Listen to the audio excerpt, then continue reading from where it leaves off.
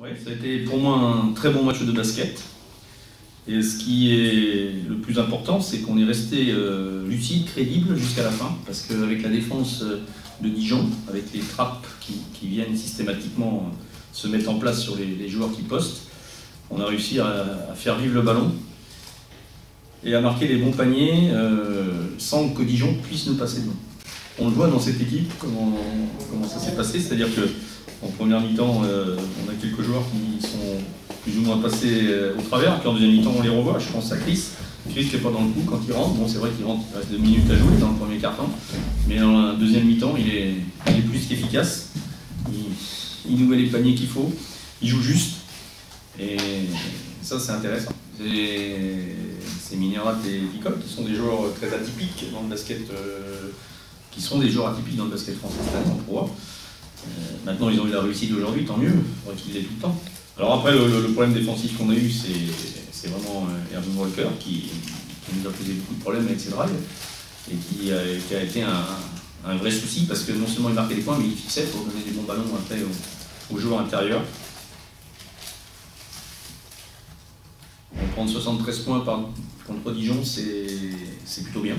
C'est-à-dire qu'on est à peu près dans nos clous.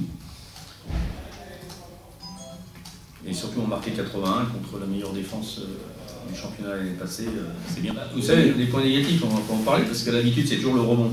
Et ce soir, on prend un rebond offensif. On a 10 rebonds de plus qu'eux, donc on va souligner ça.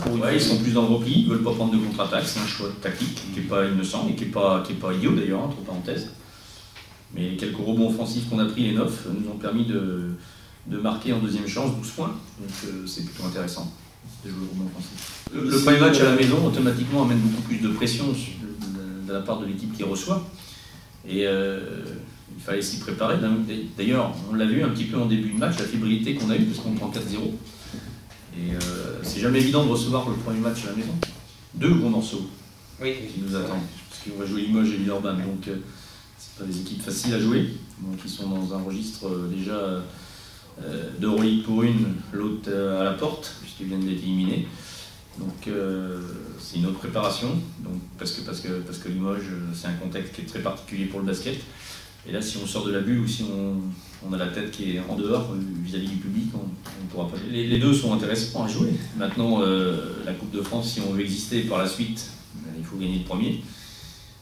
Et Villeurbanne, ça sera leur deuxième match dans la semaine aussi, puisqu'ils auront joué mardi soir contre Strasbourg, bon, avec 3 matchs enfilés derrière.